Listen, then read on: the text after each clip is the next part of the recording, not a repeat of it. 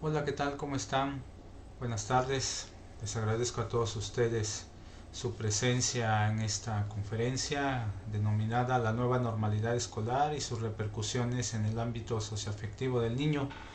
Vamos a analizar un poco esta nueva normalidad y cuáles son las repercusiones y las acciones que tendríamos que realizar en este nuevo ambiente escolar en la que hay muchos cambios. Agradezco a The Block Time y a Eddie por esta invitación y pues vamos a empezar eh, con este tema tan importante. Vamos a establecer algunas pautas en esta charla, en esta plática. Primero vamos a ver una introducción a algunos datos que nos dejó y que nos ha dejado la pandemia. Esto es muy importante para determinar cómo nos encontramos también actualmente. Posteriormente vamos a ver un marco contextual, es decir, el contexto de la nueva normalidad que se nos presenta y pues algunas repercusiones concretamente pues en los niños, ¿no?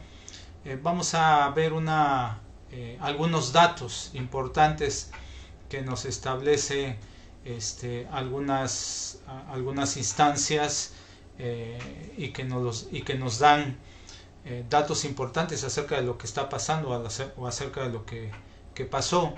Bueno, en cuestión de lo que va de este año y de estos meses, pues el número de personas fallecidas a consecuencia del COVID, lamentablemente, a nivel mundial, a partir de la fecha del 28 de noviembre del 2021, pues nos da un dato de que son más de 5.21 millones de personas fallecidas.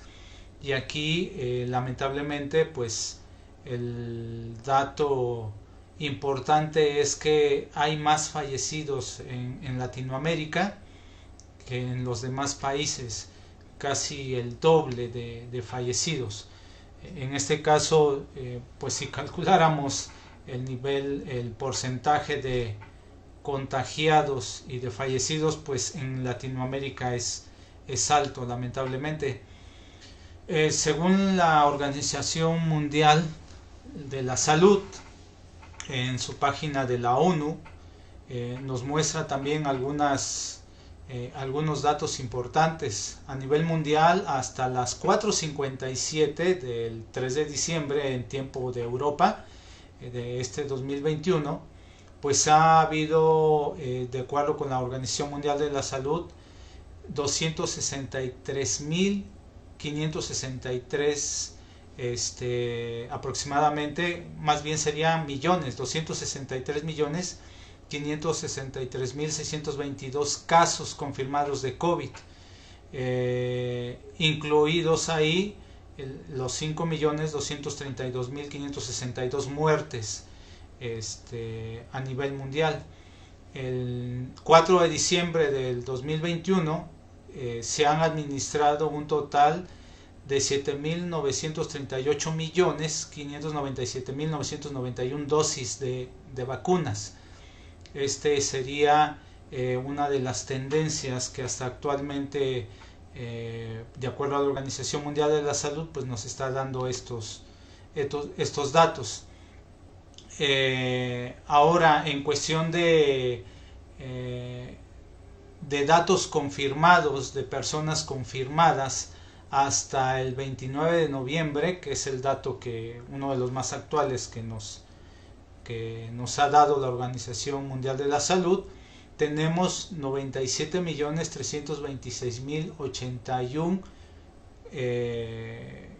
confirmados de personas que han tenido coronavirus, es decir, el contagio todavía sigue. Y si se dan cuenta, este dato que les estoy dando es de Latinoamérica, del continente americano, perdón, y pues tiene que ver nuevamente con que el mayor número de contagios que se está dando y que se sigue dando con datos del 29 de noviembre, pues sigue siendo el continente americano.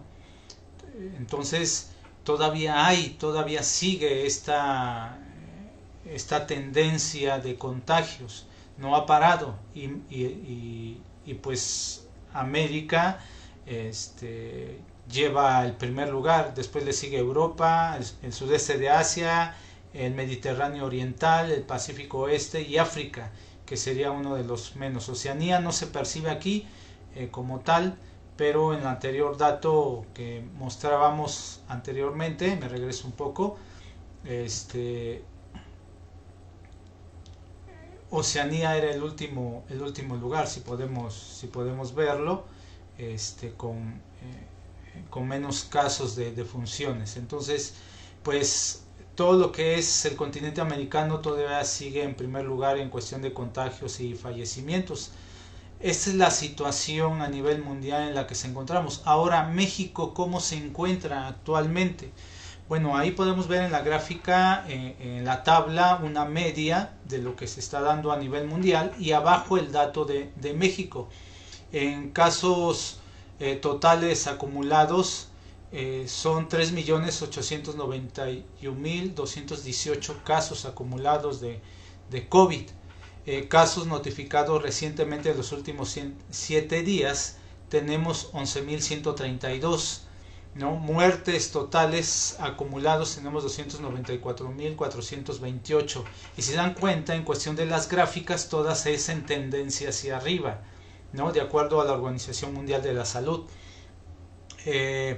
También tenemos muertes recién notificadas en los últimos 7 días, tenemos 182 y si se dan cuenta aquí este dato es del 3 de diciembre, es decir, hace 4 días. En este caso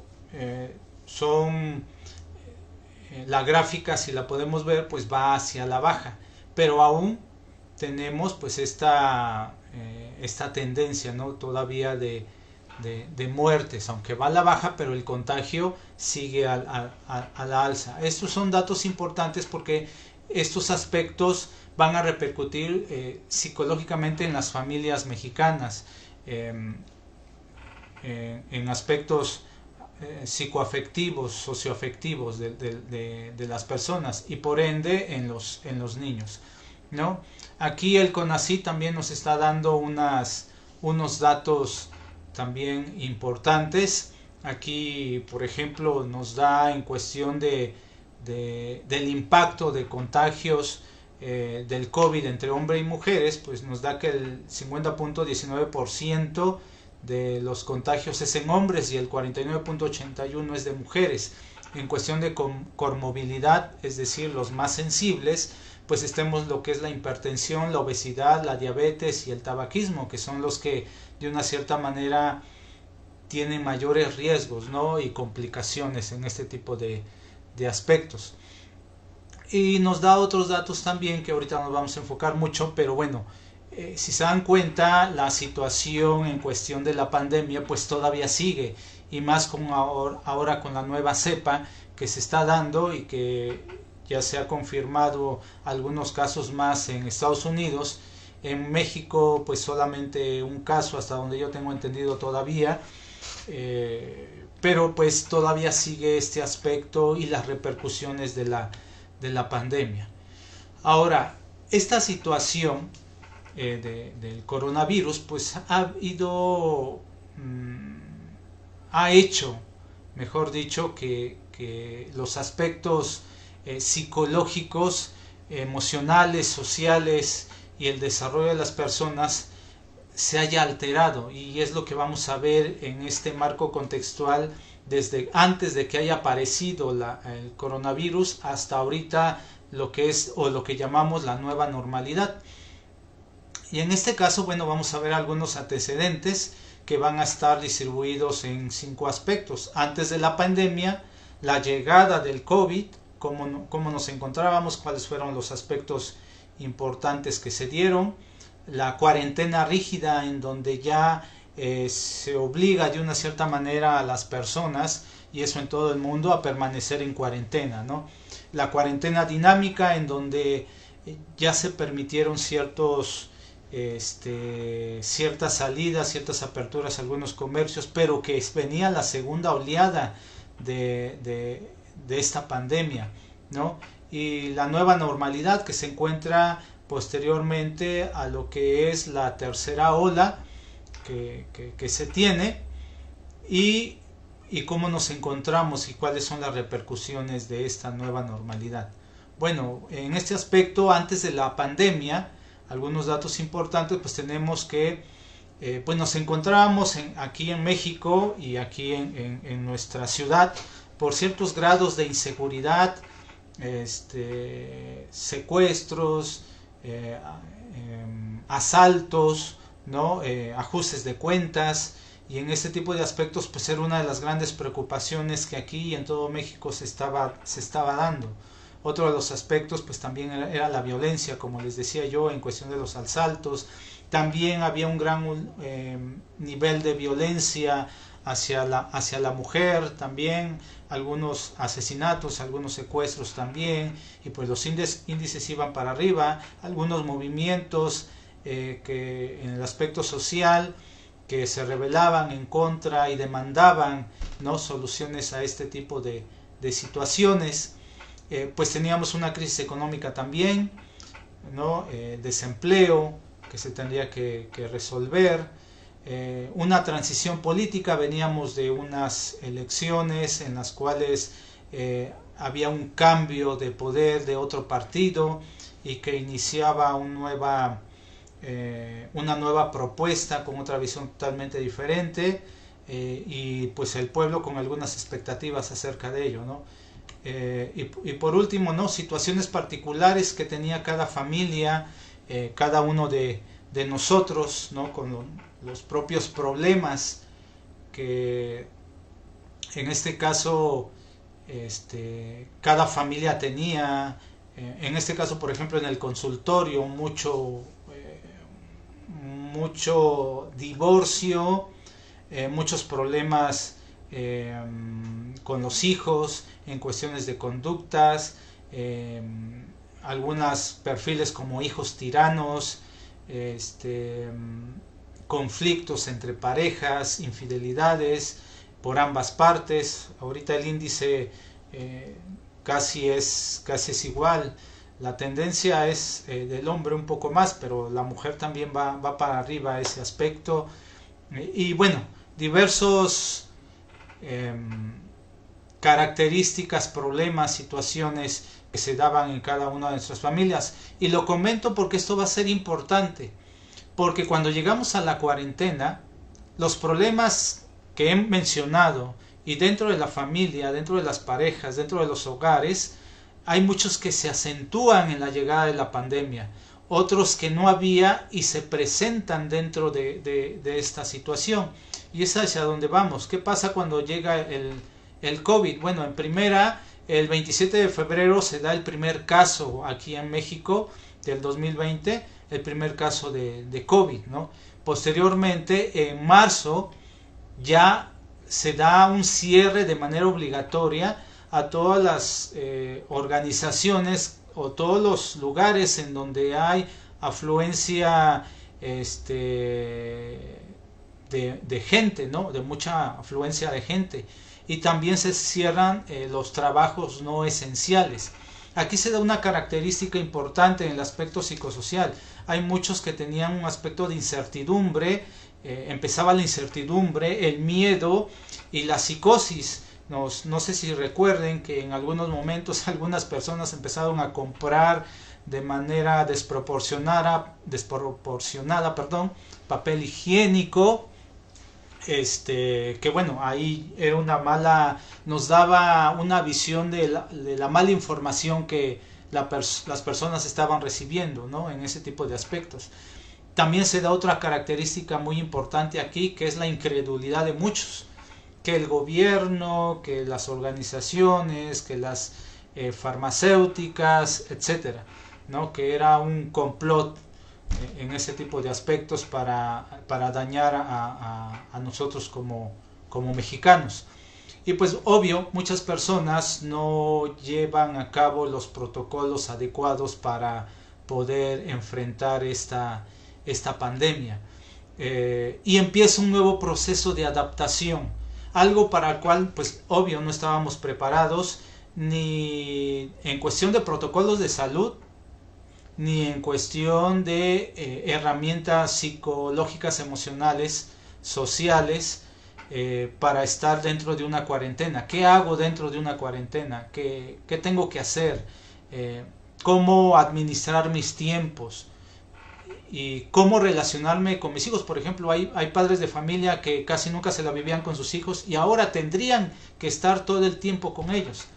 Hay por otro lado personas o familias en las que pues ya estaban el tiempo con sus hijos y a lo mejor no se les hizo tan difícil estar con ellos, ¿no? Convivir con ellos.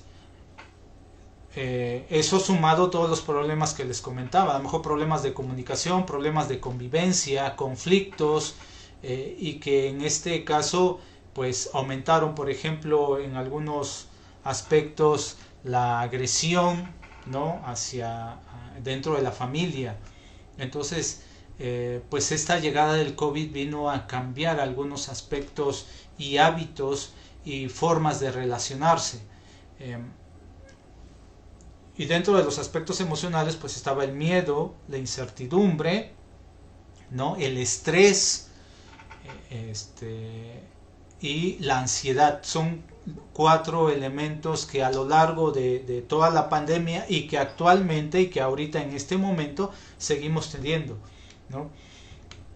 Después de la llegada del COVID, bueno, viene esta cuarentena, ¿no? En donde, como les comentaba yo, ya nadie puede salir, negocios cerrados, dentro de la escuela pues se iniciaban clases dentro de casa, en algunos en línea. Hubo ahí pues muchos problemas en cuestión de la tecnología, en primera porque muchos no tenían el conocimiento y el manejo de ella, ¿no? Segundo, los mismos recursos tecnológicos, la computadora o la tablet o el celular, ¿no? Muchos no tenían esos recursos como para poder enfrentar esta nueva demanda, ¿no? Incluso en algunas escuelas hubo algunos conflictos en cuestión de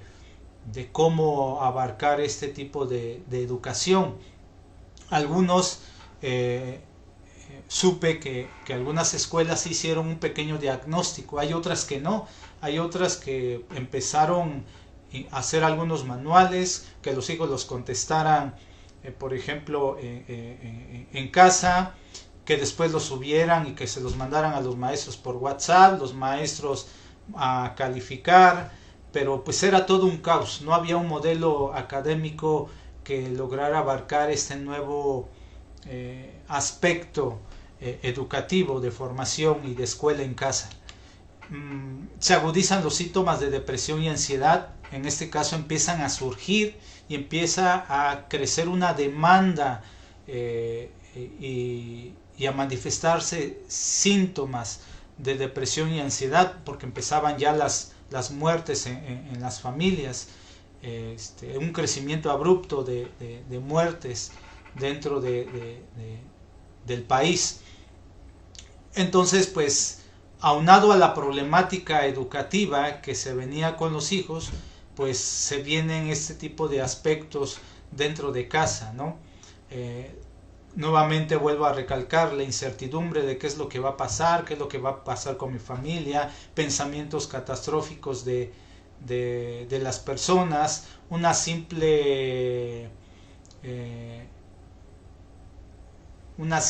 simple síntoma de la garganta ya daba por hecho que tenían COVID, y cualquier malestar o cualquier síntoma era asociado a muerte, era asociado a falta de oxígeno, me voy a morir, no quiero morirme, como la preocupación de qué va a suceder con mis hijos, con mi familia, etc.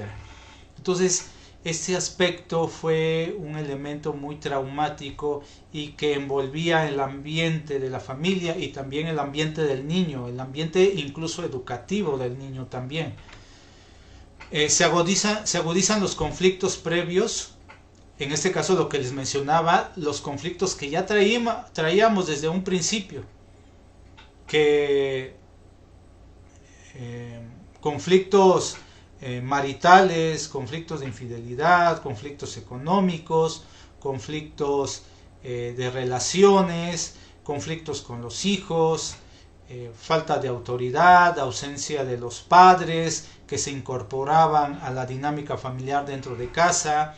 Entonces, todos esos conflictos, incluso conflictos personales, ¿no? Conflictos emocionales que las personas venían cargando y que de una cierta manera también no habían solucionado, sumados a todos los conflictos que ya les había yo comentado ahorita. Entonces, pues estos conflictos que la persona ya traía, pues se agudizan más.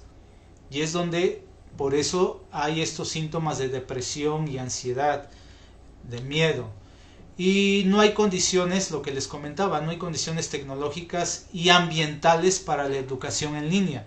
No se tenía el contexto adecuado. Imagínense una pareja peleándose a cada momento y que solamente había momentos de calma cuando se iban a trabajar. Pero en esta cuarentena están obligados a estar dentro de casa, entonces los conflictos se agudizan. Y el niño tiene que estar en medio de ese conflicto tomando clases.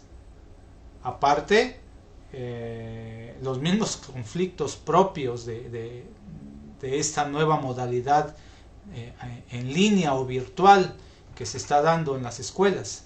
Entonces, para muchos fue un tormento este tipo de aspectos de esta cuarentena rígida.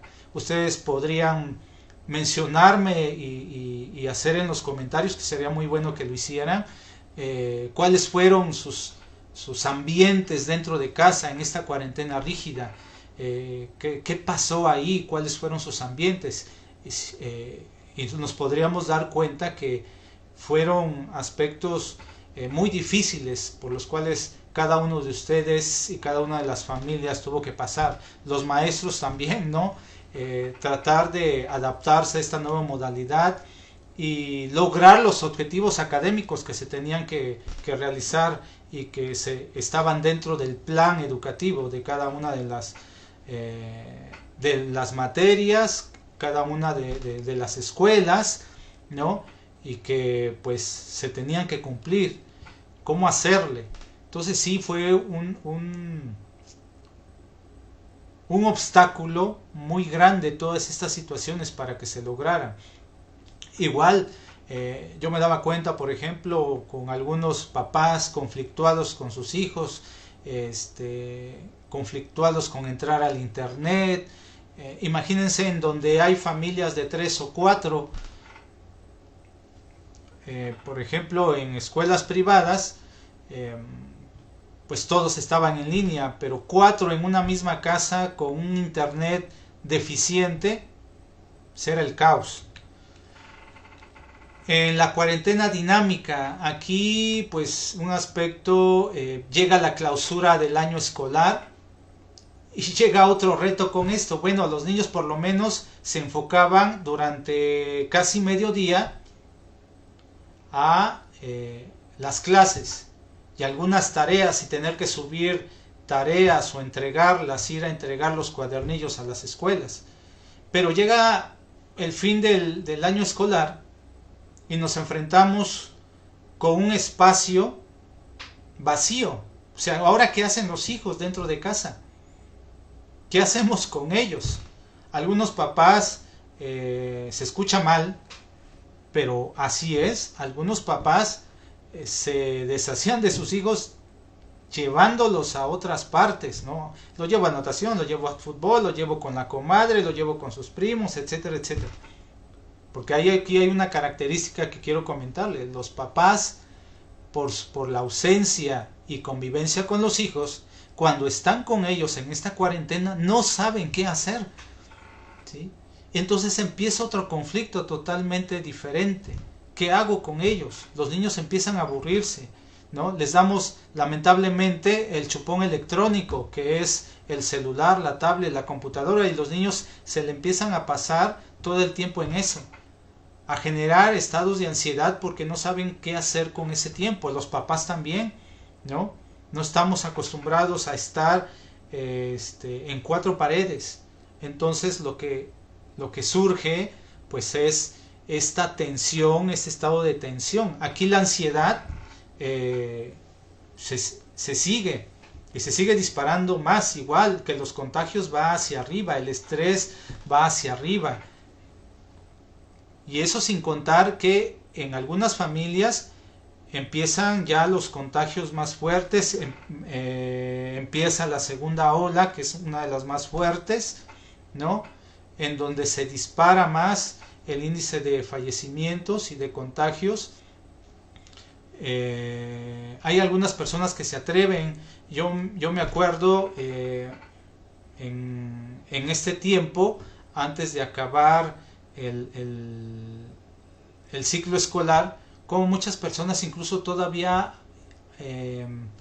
andaban sin cubrebocas, caminando, en este caso por ejemplo en la Callejón de la Tehuacanera tengo algunas fotos en donde las personas, muchas de ellas no van con cubrebocas todavía, ¿no? Sin embargo, pues el índice de contagios se sigue disparando y en este aspecto pues empieza a haber dentro de las familias pues duelos en este tipo de aspectos, que sería otra de las características que también se modifican desde el aspecto psicológico. El proceso de duelo cambia. ¿Por qué? Porque ya no puedes hacerle todos esos rituales, todos esos aspectos religiosos, todos esos rituales religiosos, ¿no? En la cual te puedes despedir de tu ser querido, llorarle, tenerlo presente ahí, ¿no? Ya no se hace, porque inmediatamente de que la persona fallece, tiene que ser enterrado y muchas veces en una fosa común, ¿no? Tuve conocimiento de algunos cementerios como los cuerpos están en filas para ser enterrados. Perdón. Entonces, pues este aspecto de las vacaciones, por así decirlo, escolares, llega también a dificultar la convivencia dentro de la familia, que es lo que les comentaba yo posteriormente. El aumento de contagios, que es la segunda ola, llega a repercutir fuertemente dentro de casa, ¿no? Hospitalizaciones y muertes, falta de oxígeno, las filas en los lugares donde se expide los tanques de oxígeno, tratar de andar buscando algún tanque que nos presten, que nos renten, ¿no? Y continuaba la pregunta, ¿qué hace el niño en vacaciones? Y eso también fue un gran problema. Pues las reacciones por estrés y ansiedad y angustia, depresión van en aumento por la pérdida de familiares y amistades, ¿no? Y lo que les comentaba de la alteración del proceso de duelo, pues es algo que ya no se concluye de manera adecuada. De hecho, hay consecuencias posteriores. Bueno, este no es el tema, pero sí hay consecuencias posteriores en el sentido que las personas tienen que cerrar ese ciclo y muchos de ellos no lo han cerrado todavía y se necesita una intervención para ese tipo de aspectos. Les recomiendo ahí que en algún momento posible pues busquen, ya sea de manera profesional o de manera religiosa espiritual, buscar de cerrar ese tipo de aspectos, cerrar el duelo. Después pues viene ya lo que es la nueva normalidad en ese tipo de aspectos, en donde ya viene la tercera ola, que es a finales de año, ¿no? Y a principios de en donde también se da un repunte muy grande acerca de esto, ¿no? Inicia el nuevo ciclo escolar. Las escuelas ya tienen, la mayoría, ya tienen un nuevo modelo ya más establecido de cómo trabajar. Los niños ya están de una cierta manera adaptados ahí. Aquí hay algunos elementos a lo mejor positivos, pero que también trae sus repercusiones, ¿no? En este caso, pues se han evitado contagios. En este caso, estando los niños en cuarentena, recordamos que los niños también son portadores del virus, aunque no manifiestan grandes síntomas, y algunos pueden ser, o la mayoría pueden ser asintomáticos, pues la mayoría puede ser un portador y multiplicar esta pandemia. Entonces el que ellos estén en cuarentena pues ayudó, no del todo, pero sí en varios aspectos. Pudiéramos ver de positivo que a lo mejor hubo mayor tiempo e interacciones entre los miembros de la familia, pero no siempre, por decía yo, por estos conflictos que se estaban dando. Se ha logrado un aprendizaje de las tecnologías. Eso podría ser uno de los aspectos positivos que se dieron. ¿Qué otro aspecto? Pues una mayor participación de los padres y otros familiares en la educación de sus hijos. Que en este caso a lo mejor no de manera también acertada, por no tener a lo mejor los conocimientos, pero sí por lo menos una mayor comunicación incluso hasta con los maestros, ¿no? En los problemas en cuestión de las tareas o de algunas dudas que los niños tenían, y que pues los papás tenían que acercarse a los maestros o acercarse a los niños para disipar algunas dudas, pero pues no era tan eficiente, ¿no? En este caso, bueno, surgen otros síntomas también en este aspecto, ¿no? Aquí pues la economía se agudiza. La Organización Mundial de la Salud, o más bien la ONU, también establece que aumenta el nivel de pobreza. Hay nuevos pobres, ¿no?, que entran dentro de esta clasificación. Ya hay síntomas agudos de ansiedad, hay estrés postraumático en las personas, y se manifiestan conductas obsesivo-compulsivas. ¿Qué quiere decir con esto? Por ejemplo, hay muchas personas que exageran en cuestión de sus cuidados, pero que también provocan cierta rigidez y estados de ansiedad por el miedo a morir, ¿no?, o a fallecer. Más cuando se dan estas noticias que 2 o 3 miembros de la familia fallecen, que una sola persona de 4 se quedan absolutamente solas. Entonces todo eso hace a que las personas empiecen a tener este tipo de pensamientos compulsivos y obsesivos, incluso manifestar síntomas psicosomáticos, cualquier síntoma, mareo, pequeño dolor de cabeza o un pequeño cosquilleo en la garganta, ya es algo más exacerbado en cuestión de sintomatología y tienen miedo a morir, ¿no? Los niños pues siguen confinados hasta un cierto límite. Se da la propuesta, ¿no?, de que algunos sean en línea y otros presencial, pero pues no se lleva del todo a cabo, ¿no? Hasta este año, que ya empieza el nuevo ciclo a ser híbrido. Entonces sí, ya hay algunos cambios en cuestión de esta nueva normalidad. Pues aquí ya la pérdida de un ser querido comúnmente ya se empieza a hablar entre la mayoría de las personas. Al principio no. Incluso algunos cuestionaban, a ver, ¿en tu familia ha fallecido alguien? No, pues en el mío tampoco. Por eso también era la incredulidad, incluso al ponerse el cubrebocas. Entonces, en este aspecto también surge otro nuevo síntoma, que es la ansiedad por separación. Y la ansiedad por separación precisamente tiene que ver con la ausencia y la pérdida de estos seres queridos. Entonces, en este aspecto, pues sí surge este tipo de síntoma, ¿no? Surgen trastornos del desarrollo, principalmente en los niños. En este aspecto, vámonos desde el aspecto académico, ¿no? El aprendizaje no se da como se tenía que dar.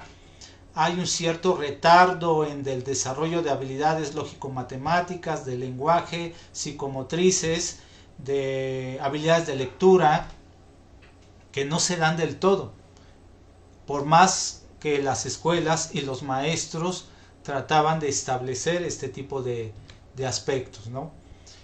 Y lo que les mencionaba yo, y vuelvo a recalcar, los manejos de duelos inadecuados que se seguían dando. Y resistencia, empezaba la resistencia a seguir confinados. En este caso, muchos padres de familia pues decían, pues tengo que salir a trabajar porque ya se me acabó el dinero, ya no tenemos nada. Aparte de los que invirtieron mucho en la salud de las personas con COVID, su rehabilitación.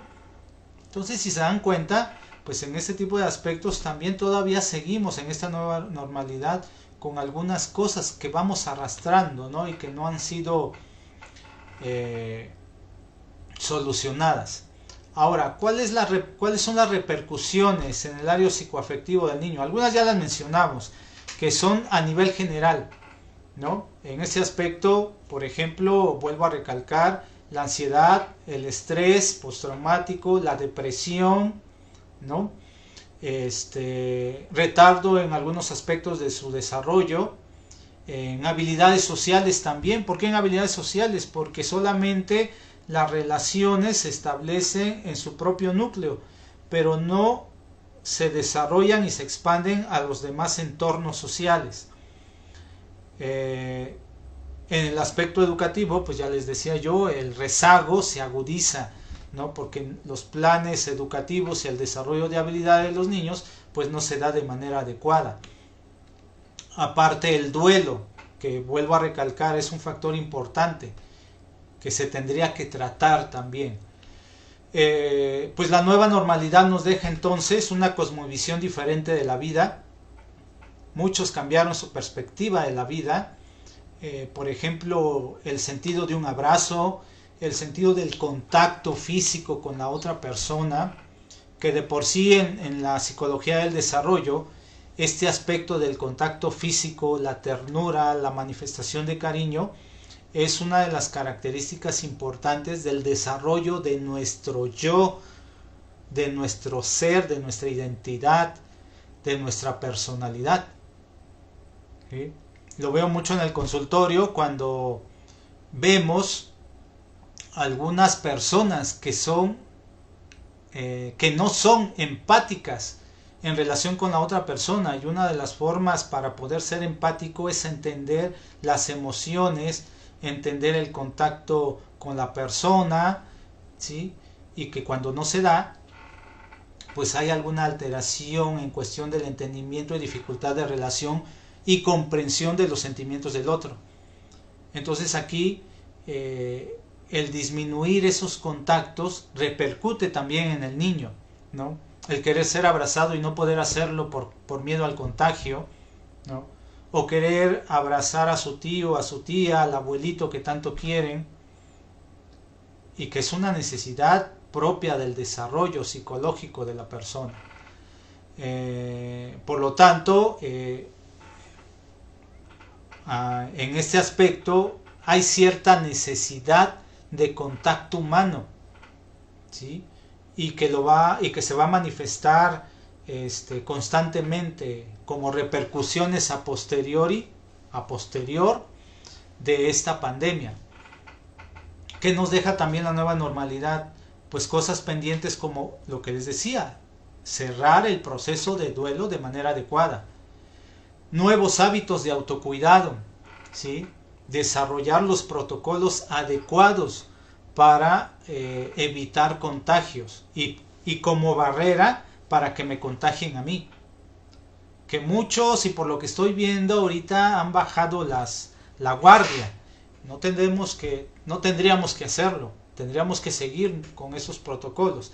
Y más en el niño, que lo mencionaría un poquito más adelante, más en el niño, porque nuevamente les comento, el niño es un factor importante de contagio.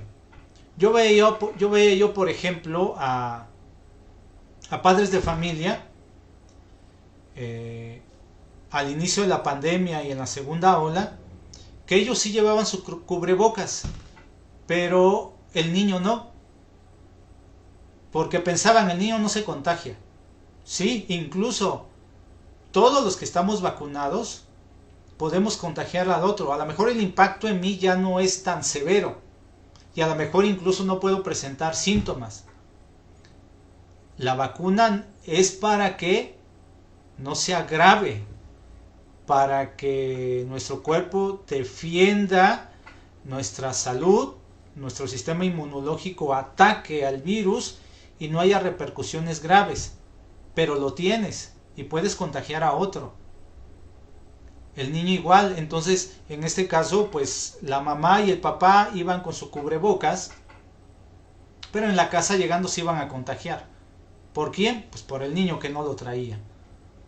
Así se dieron muchos contagios. Entonces en este tipo de aspectos pues los nuevos hábitos de autocuidado tienen que ser muy bien desarrollados y elaborados, principalmente por el niño que ya empieza en la escuela presencial a tener contacto o a convivir, guardando la distancia, con otros niños. También tenemos deserción escolar. He conocido a muchos padres de familia que dijeron no, el próximo año lo meto, o lo saco ahorita y al próximo año lo vuelvo a meter. Entonces a muchas escuelas bajaron la matrícula. Obvio, esta nueva normalidad nos está dando un rezago escolar. De hecho, al principio muchas escuelas hicieron un diagnóstico y tienen el objetivo de atacar ese rezago escolar, ¿no? Y empezar y reafirmar algunos conocimientos en el inicio de este nuevo ciclo escolar que empezamos. Y otro de los aspectos es la deficiencia en el desarrollo de habilidades psicosociales del niño. Como les comentaba anteriormente, hay conflictos que los padres no han resuelto, que el entorno no ha resuelto, que los niños también tienen. Por ejemplo, también su propio duelo en ausencia de algún ser querido. Los conflictos que presenta su familia, la relación conflictiva con sus padres o con sus hermanos que no se han resuelto y que si no se atienden pues no repercutirá muy gravemente, ¿no? La SEP, el gobierno, propuso una estrategia y le llamó Estrategia Nacional para el Regreso Seguro a la Escuela de Educación Básica versión 2.0, que lo estableció en 4 etapas. La etapa 1, que son medidas previas, ahí tenía que ver con la vacunación. Si se acuerdan, el gobierno estipuló vacunar a todos los maestros, que está bien, pero pues los niños seguían corriendo riesgo y tenían que seguir siendo factores de contagio hasta la fecha, ¿sí? Hasta la fecha. Y pues el objetivo también era, tanto en casa como en la escuela, desarrollar habilidades de autocuidado en los niños, que es uno de los aspectos importantes que el niño tiene que desarrollar. He estado en algunos colegios, tanto de secundaria y preparatoria, y también de primaria y kinder, que muchos niños no llevan ese protocolo, no han desarrollado las habilidades de autocuidado en el manejo del cubrebocas, en guardar la sana distancia. Hay algunos niños que sí, he visto la mayoría, más del 50% que sí lo hace, pero hay otros que no.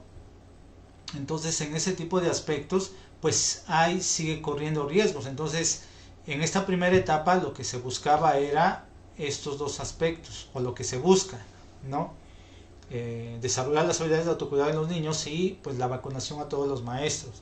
Posteriormente eso, antes de ingresar a clases, pues de acuerdo con este modelo se desarrolló una coordinación con las instancias gubernamentales para que estuvieran en contacto, ¿sí? Y coordinarse en este nuevo ingreso híbrido de clases. y establecer programas de regreso a clases. Cada escuela ir desarrollando de acuerdo a las propuestas de la SEP y de acuerdo a este manual el progreso de un plan de regreso a clases. Aquí, porque lo estaba yo leyendo, lo que no pude observar, es decir, lo que no vi en este programa, es que los padres de familia tenían poco que ver ahí en ese programa. Y para mí es importantísimo que los padres de familia estén involucrados en este programa.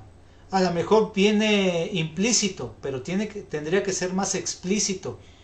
En este caso de la coordinación, por ejemplo, padres, maestros, continuar con esa coordinación y con ese contacto. Yo tengo la experiencia, por ejemplo, en este aspecto, que se tiene poco contacto. Al menos que tú hagas una solicitud de reunirte con el maestro ya en la escuela, se hace. Pero desde que inició, y ustedes, no sé, también en los comentarios podrían decir cómo fue este inicio de clases, ¿sí? Cómo fue el contacto de la escuela, de los maestros hacia los padres de familia. Cómo se organizaron, ¿no? Y cómo es el trabajo conjunto entre padres de familia, escuela, maestros y niños, porque ese sería un aspecto muy muy importante, ¿no? Después viene la tercera etapa, o sea, ya tengo el programa, ya tengo los estatutos, los protocolos de cómo me voy a organizar con los maestros, con las instancias educativas y gubernamentales, ya tengo mi programa de regreso. Ok, ya tomé en cuenta a los padres de familia, ¿sí? Ya están desarrolladas las habilidades de autocuidado. Lo que seguiría sería esta tercera etapa, que para mí es acertada, ¿no? Que son la etapa de medidas de atención socioemocional, ¿sí? En donde esta etapa se busca el apoyo socioemocional para docentes y estudiantes. Y aquí voy a recalcar algo, no se está haciendo. Se le dio más prioridad a la cuarta etapa, a las medidas académicas. Hay algunas escuelas que sí he visto, por ejemplo, que se han coordinado y han aumentado su registro de profesionales en la salud, en este caso por ejemplo psicólogos, que empiezan a mantener un contacto con ellos y han encauzado a algunos niños, a algunos muchachos, a algunos padres de familia a este tipo de atención. Aquí el área psicopedagógica, ¿sí?, tendría que realizar un diagnóstico y un filtro y un acompañamiento junto con los maestros de los niños y sus familias. Aunque la escuela está enfocado precisamente a los niños, pero ojo, un niño yo puedo atenderlo, y estoy hablando como psicólogo, un niño puedo atenderlo y manejar y desarrollar habilidades emocionales. Pero ¿qué pasa si saliendo del consultorio no hay un entorno adecuado, ¿sí?, como para que esas habilidades se pongan en práctica, como para que su estado emocional sea favorecido por ese ambiente? El niño va a recaer nuevamente. Entonces el entorno familiar en casa es importante que se atienda, ¿no? La escuela, obvio, no va a resolver esa parte, pero sí puede encauzar a ese niño y a esos padres, ¿sí?, hacia servicios profesionales. En este caso, por ejemplo, les comentaba yo, ¿no?, los psicólogos. Pero he visto que muchas escuelas no lo han hecho. ¿Qué se propone ahí en estas medidas de atención socioemocional? En primera, un ambiente y apertura para la identificación y expresión de emociones. Eso es bueno, ¿no? Que si el niño quiere expresar sus emociones acerca de el fallecimiento de algún ser querido, que viene triste precisamente porque su papá ya no está con él, ¿no? Que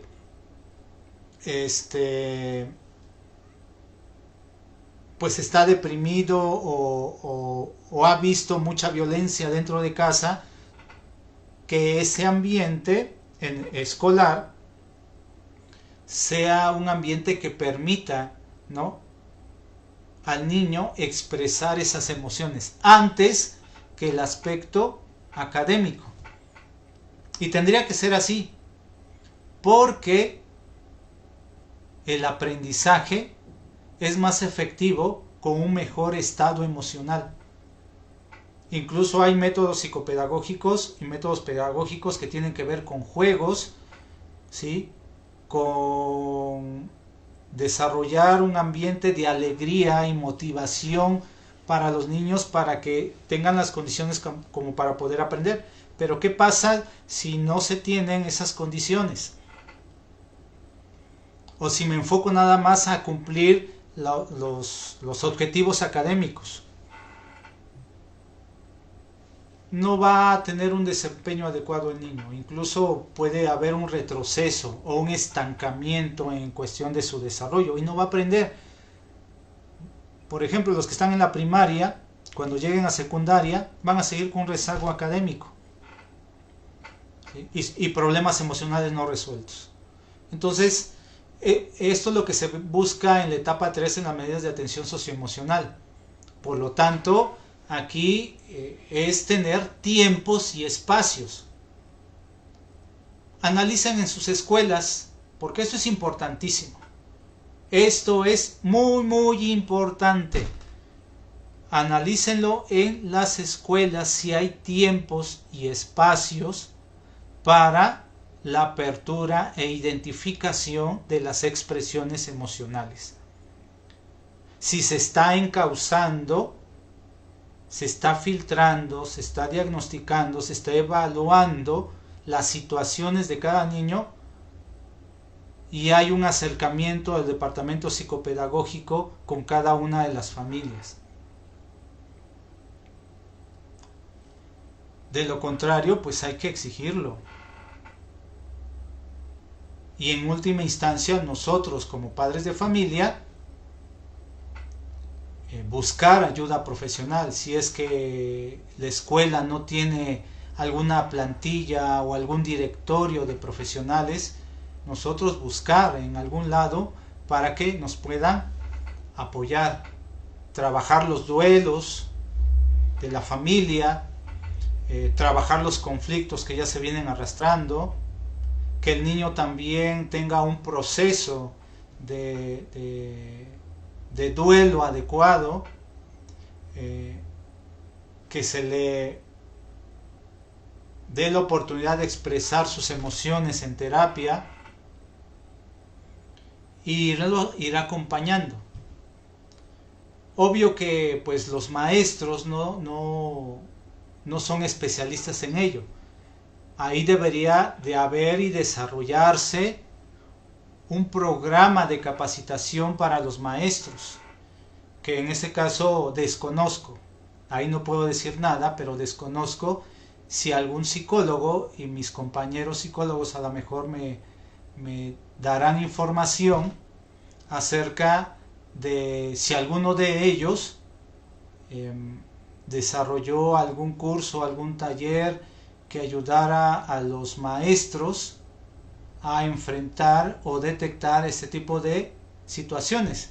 Por ejemplo, intervención en crisis, primeros auxilios psicológicos, ¿no?, que de lleno y de entrada tendría que ser uno de los cursos principales que se tendrían que dar dentro de las escuelas para los maestros, y que ellos sepan cómo encauzar y detectar esas situaciones, y sobre todo cómo manejarlos en ese momento, ¿no? Porque el no manejarlos adecuadamente también puede repercutir en el niño y en sus compañeritos que están alrededor. Ahí yo me voy a quedar, porque podemos hablar también de estrategias psicopedagógicas para influenciar estas medidas académicas que se tienen, ¿no? Pero en este tipo de aspectos, pues sí es importante que se enfoque uno primeramente a este tipo de atención socioemocional. Claro, va acompañado del aspecto académico, porque no podemos dejar el académico para después o al último, mejor dicho, ¿no? Debe de haber una coordinación entre ambas etapas, aunque de inicio tendría que ser las medidas de atención emocional y después de haber iniciado continuar ya con las medidas académicas. Incluso voy a citar textualmente lo que este programa dice: dar prioridad en el tiempo inmediatamente posterior a la apertura de las escuelas a la atención de las necesidades psicoemocionales de las y los estudiantes. Eso es lo que menciona. Ambientar las escuelas y las aulas a fin de la bienvenida, lo que es el protocolo del programa de regreso a escuela. Asignar un tiempo razonable, que puede ser variable de una escuela a otra, para expresión de emociones. Eso no sé si lo están llevando. En algunas escuelas he observado que no lo están llevando, ¿sí? Aquí hay otro de los aspectos emocionales que dice aquí. Estoy citando algunas textualmente. Favorecer la estabilidad socioemocional de los estudiantes, con énfasis en aquellos que hayan sufrido pérdidas durante la pandemia, para contribuir a que procesen adecuadamente la experiencia, que tiene que ver con trabajo de duelo, ¿sí? En este aspecto no sé si también a los maestros se les capacitó para que ellos puedan ayudar a los niños a un trabajo de duelo. Obvio, no es su objetivo, pero como les decía yo, todos nosotros podemos dar capacitados primeros auxilios psicológicos. Y no sé si ahí las escuelas pidieron ese tipo de apoyo, ¿no? Aquí hay otros aspectos.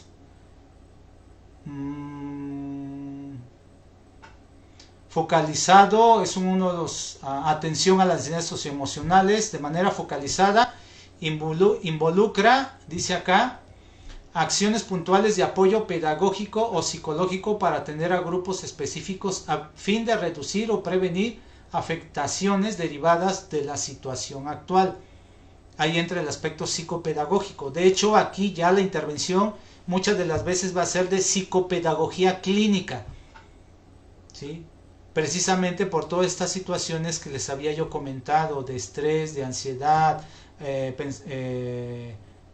algunas personas de pensamientos irracionales, insomnio, alteración del proceso del duelo, etcétera, etcétera, ¿no? Todos esos aspectos tiene que abarcarse de alguna cierta manera. La escuela puede ser un filtro acerca de estas situaciones y poderlos encauzar adecuadamente, y la escuela tener que establecer todo este tipo de ambientes. Pregunten en sus escuelas cómo se manifiestan todo este tipo de estrategias que, según les decía yo, el Plan Nacional para el Regreso Seguro a Clases establece.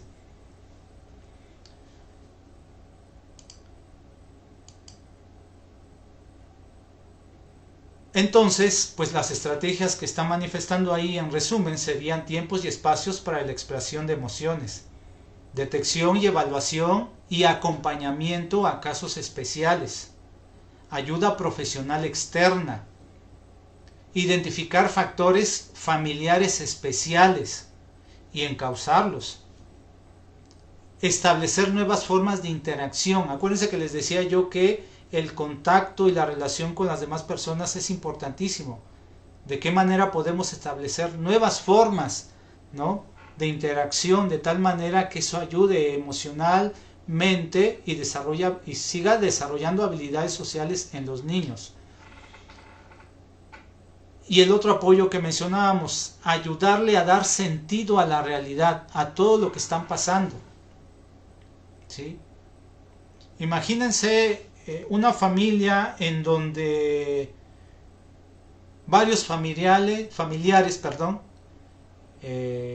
fallecen, El niño está viendo cada ratito las noticias. ¿Qué está pasando con eso? ¿Por qué a nosotros? Incluso muchas personas se preguntaban eso. Dios mío, ¿por qué a nosotros? ¿Por qué nos está pasando a nosotros esto? ¿Por qué a otras familias incluso decían que no se cuidan, no les pasa nada? Y yo que me estoy cuidando, o que nos estamos cuidando mucho, nos pasa esto. ¿Por qué a nosotros?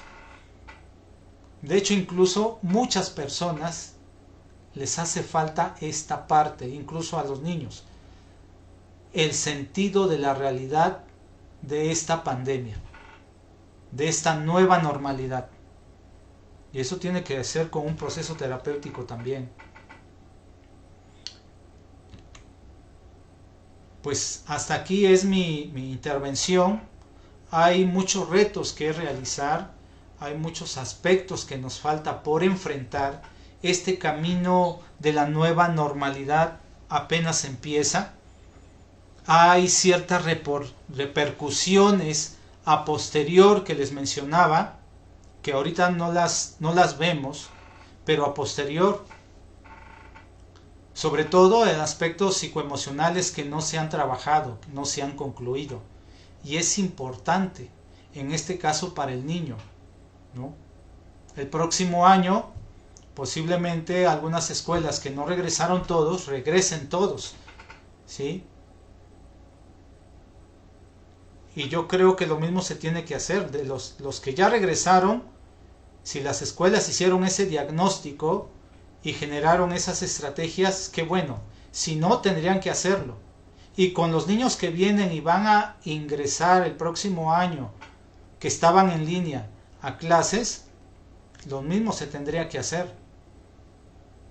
No tendríamos que descuidar ese aspecto psicoafectivo social, que es parte esencial de su desarrollo como persona, muy independientemente del aspecto académico.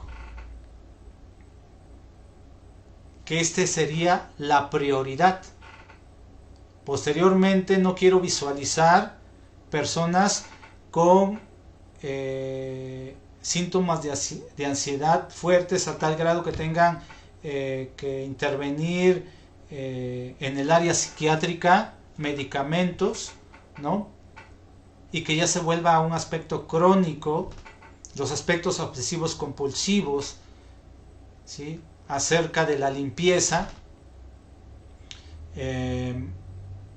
depresión profunda que vaya a acabar en suicidios o autoflagelación, drogas, aumento de los vicios, ¿no? De las drogas, del alcohol, del tabaco, ¿sí? Aumento de la obesidad y la diabetes por estados de ansiedad, que tendría que ser otra de las repercusiones si es que no se tratan adecuadamente todo este tipo de emociones. Y que los hijos lleguen a este tipo de situaciones en las escuelas y que tengan que repercutir en su desempeño académico. Por lo tanto, es importante que nosotros tomemos las riendas, yo como padre de familia, tomar las riendas de mi familia y ver de qué manera podemos solucionar todos estos aspectos emocionales. La escuela, su papel dentro del salón de clases, ¿no? Con todas estas características que habíamos mencionado. También los padres de familia y los maestros tener que desarrollar nuevas herramientas psicopedagógicas para el rezago educativo y también para el desarrollo de las habilidades. Aquí la pandemia llegó a cambiar muchas cosas, a sacudirnos muchas cosas, pero ya después de esta sacudida, visualizar qué me toca hacer como padre de familia, qué me toca hacer como maestro en relación a los niños que tengo. Ya no vienen igual, las familias ya no están igual, los centros de trabajo igual, ya no están con el mismo ambiente. Hemos cambiado. Como les decía al principio, una de las cosas que nos dejó la pandemia y que estamos cursando en esta nueva normalidad es la visión diferente del mundo. El niño, ¿cómo tiene esa visión? ¿La tiene de manera adecuada, asertiva, como para poder enfrentarla? ¿Tú la tienes igual? Esta visión del mundo la tienes como una oportunidad, o la sigues viendo de una manera amenazante. Por ejemplo, una oportunidad para los niños es desarrollar nuevas habilidades de autocuidado. Es una oportunidad.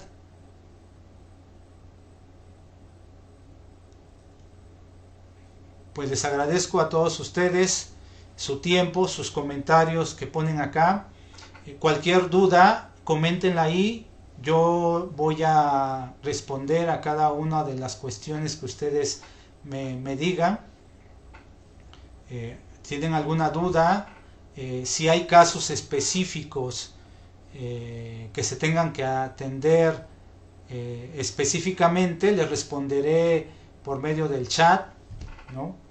O ahí en el cintillo está mi número, en donde ustedes pueden enviarme algún mensaje para que yo pueda atender estas dudas y estas cuestiones que se presenten en cada una de las familias, o incluso desde el aspecto psicopedagógico y clínico, para poder apoyarles a ustedes.